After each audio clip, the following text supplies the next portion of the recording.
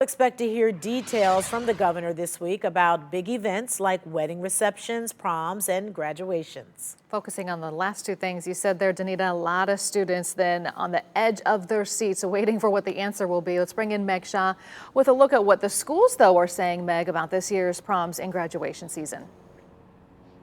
Yeah, again, here we are finding ourselves in a tough spot because no plans are really off the table, but nothing is really set in stone. We talked to several school districts who say they're working on many different plans when it comes to proms and graduations. And out in Oberlin, they say their prom could have no dancing or they could have no prom at all. In 2020, prom disappeared first. I still got my suit just sitting in there. Really nice suit. Then schools downgraded graduations to drive-through events. It was pretty heartbreaking. When we spoke with Kyle Lachey Crenshaw and Tommy Johnson in November, we found out that class felt like they didn't have much closure to their senior year. I'm not gonna lie, it's been really hard to move on because, I didn't get to experience my last few months of high school. And for the class of 2021, a lot is still up in the air. We know that, it's very important for our students to participate in these milestone events, but we also realize, that we are still part of this pandemic. Governor Mike DeWine says proms and graduations are a go this year with safety measures in place, but students may want to adjust their expectations while we wait for further guidance. Everything would be scaled back. So, we're waiting to see what DeWine says. Right now in Oberlin, the senior committee is working with faculty and administrators to come up with an array of options.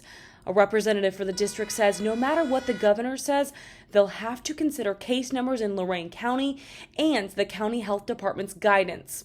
And there's a chance students may not have both prom and graduation. They need to look at the bigger picture. If they go and they congregate for prom, and if somebody gets sick, well, that's going to put everybody at jeopardy for graduation.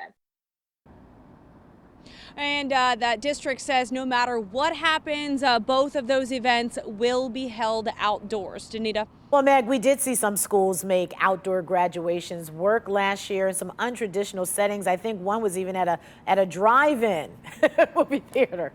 Yeah.